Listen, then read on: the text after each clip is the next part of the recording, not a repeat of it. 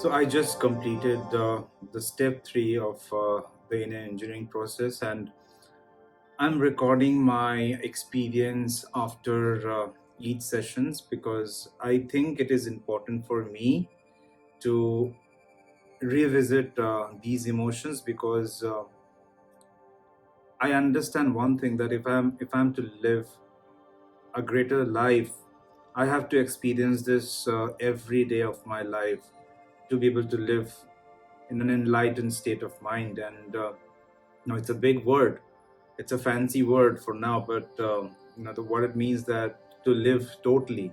How can I live totally in my life without any stress, any anxiety? So that's the goal for everyone, right? But how is what Sadhguru is teaching on his inner engineering course. I won't say this is a course. This is like a manuscript of how to live better, right? So step three started with Upi Yoga. So he started with you know. So when we wake up early in the morning, we do this yoga unconsciously.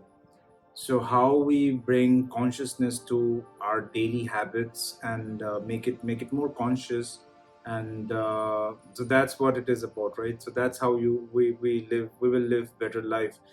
So when we wake up early in the morning, our tendency is to do that, right? Just to sort of break you know and to stretch the muscles, the neck, the shoulder, and the hands, and then we started to wake up our body. That is what we do unconsciously. But Upi Yoga has that whole direction of arms. Like there are three to four steps yoga on your arms, your neck, shoulder. So that's how it started. How can you be more alert or more aware after you wake up early in the day, or whenever you wake up, right? Whenever you start your day.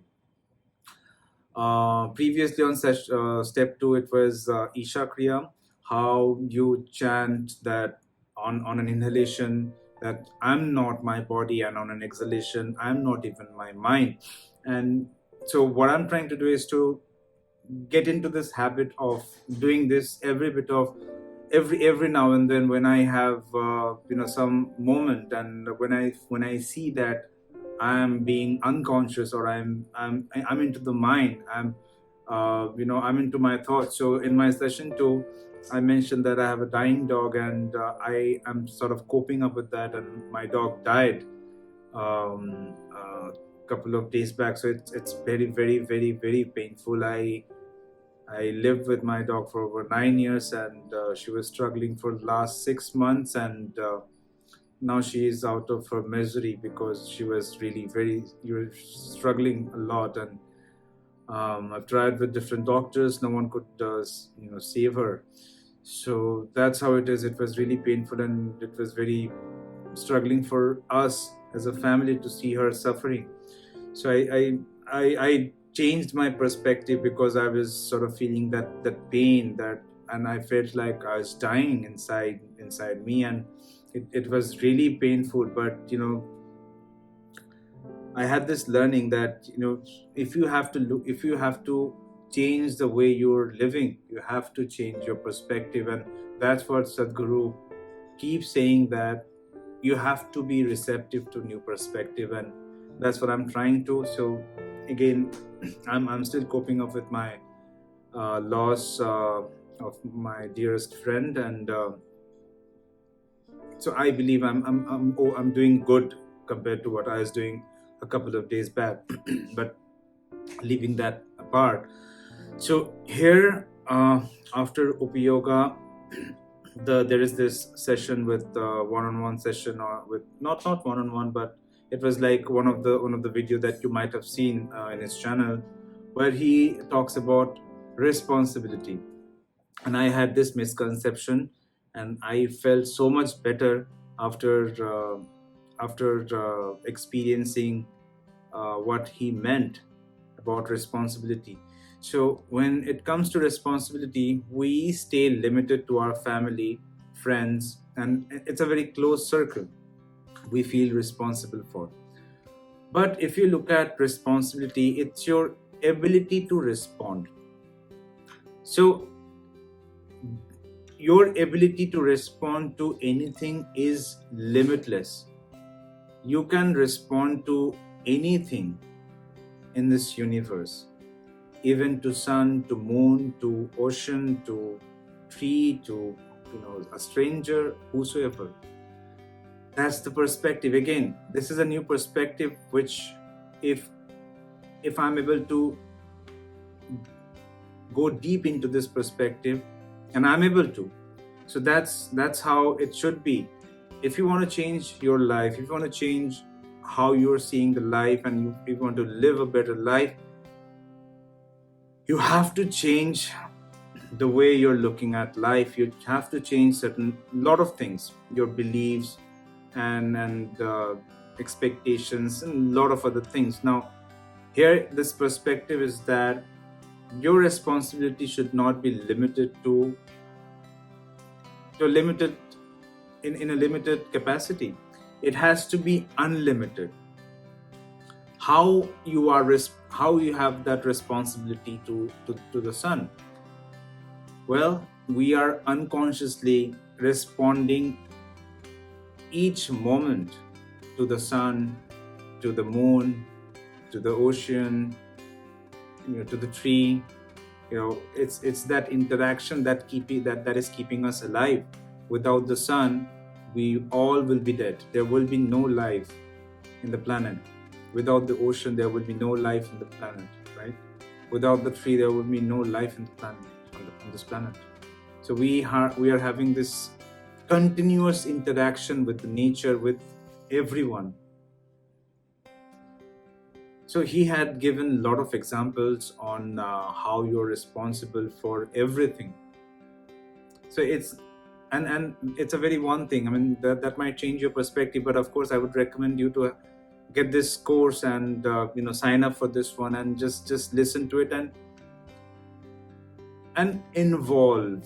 Get yourself completely, dedicatedly involved in the program. Otherwise, there is no way. You cannot binge watch.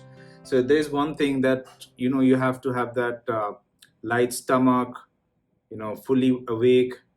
You should not be drowsy. So I do this exercise the first thing in the morning before my breakfast, and I take a break, like after breakfast I usually take a break of 1.5 hours or 2 hours, and then I'll move into the next session. I cannot binge watch. This is not like a Netflix show. This program, you should not be binge watching, and focus on the process, because the process will help you to change the way you're living your life and change the way you're looking at life. So there are a lot of examples that he had shared about how you are responsive, how your ability to respond to anything is limitless, but your ability to take action is limited. Now that is where I had this misconception, because responsibility for me is that I'm responsible for my family. That means I have to do whatever it takes for my family to keep them well fed, and whatever that is required, right? So that's what I'm responsible for, and I'm glad that I have that responsibility, because I get to do this for my family. So I'm glad. But responsibility is not limited to your action. That is what I had this misconception on. I thought it is only about action, and if I'm not able to act on certain things, then that means I should not be responsible for that. Now that is a wrong perspective to live your life on, because what he's telling, and it is very logical and very true, if you take a deep dive into you, within you, this one thing can change your life, that your ability to respond to anything is limitless, but your ability to take action is very limited. But let's suppose if you want to do something, if you have that capability of doing something, but you're still not doing, that's a disastrous way of living life. So the ability to respond, that you see a non-living thing and you feel responsible for it, what you can do is that you can do something about it. Like, you just take a towel and just clean it, or you can respond in such a way that you will do it tomorrow, or you say that this is not important for me right now, I'll do it a week later. Or maybe you can say that I'll have someone else do it, right? Maybe a maid or someone. So that is the ability to respond to the non-living thing, this desk or whatever it is, right? It is not about action. Responsibility is not about action. Responsibility is your ability to respond, right? See, you should not be limited to what you are capable of taking actions on. It's not like that. Whatever you can do, you will do. Whatever you cannot do, you will not do. It's as simple as that. But your ability to respond is limitless. And if you have that perspective, then whatever you can do, you will do. Because if you feel you're not responsible for certain things, then whatever you could have done, you will not do, because you already felt that you're not responsible for that thing or for that person or for whatever it is, right? Living thing or non-living thing. So that is that perspective that he shared on this step 3 module. uh, the discussion is live totally, and then he ended this with a guided meditation on just he let us imagine on different things, non-living things, nature and stranger, close family members, and how you're responsible for each one of them, and sort of how our emotions and thoughts are in our control and not the other way around, that our emotions is controlling us.